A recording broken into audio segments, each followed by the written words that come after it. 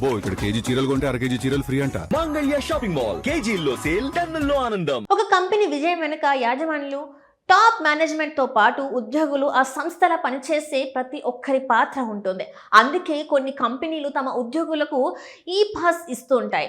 అయితే చాలా వరకు కంపెనీలు టాప్ మేనేజ్మెంట్ కి అయితే ఉద్యోగులకు ఈ పాస్లు ఇస్తుంటాయి. కానీ ఇన్ఫోసిస్ మాత్రం తమ సంస్థ పని చేసే డ్రైవర్లు, ఎలక్ట్రీషియన్స్ కి సహాయ సిబ్బంది కూడా కంపెనీలు ఈ పాస్లు ఇచ్చింది. ఈ పాస్ షేర్లతో చాలా మంది కోటేశ్వర్లుగా మారారు. ఇన్ఫోసిస్ డ్రైవర్లు, ఎలక్ట్రీషియన్స్ సహా సిబ్బందిని ధనవంతులుగా చేసింది. ఇన్ఫోసిస్ ఐపీఓ 1994లో ఇన్ఫోసిస్ భారతీయ కార్పొరేట్ చరిత్రలో మొదటిసారి తమ సంస్థలో పనిచేసే ఉద్యోగుల కోసం ఎంప్లాయీస్ షేర్ ఓనర్షిప్ ప్లాన్ విధానాన్ని తీసుకొచ్చింది. ఉద్యోగులకు ఈ పాస్ కేటాయించడంలో అప్పటి Infosys chief financial officer T V Mohan Das Pai కీలకంగా వ్యవహరించారు. షేర్లను కేవలం పెద్ద పెద్ద ఉద్యోగులకే కాకుండా సంస్థలో పనిచేసే ప్రతి చిన్న ఉద్యోగికి స్టాక్ ఆప్షన్స్ ఇచ్చారు. తమ కంపెనీలో పనిచేసే వారిని ధనవంతులుగా ఎదగడానికి అవకాశం కల్పించింది.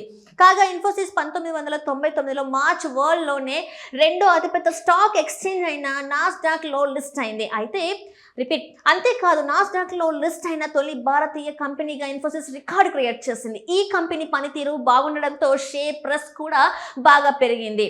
ఐపీఓ టైం 95 ఉన్న స్టాక్ ప్రైస్ 6 సంవత్సరాలలో 8,100కు చేరింది. దీంతో ఆ సంస్థలో పనిచేస్తున్న ఉద్యోగులు, డ్రైవర్లు, ఎలక్ట్రీషియన్స్ సహా సిబ్బంది తమ షేర్లను విక్రయించారు. ఇన్ఫోసిస్ అందించిన ఈ పాస్లు కలిగి ఉన్న దాదాపు 1800 ఉద్యోగులు కోటీశ్వర్లుగా మారారు. ఇక్కడ ఉద్యోగులే కాకుండా షేర్లు కలిగిన డ్రైవర్లు, ఎలక్ట్రీషియన్స్, ఇతర సహాయక సిబ్బంది కూడా ఈ సంపద సృష్టి ద్వారా ధనవంతులయ్యారు.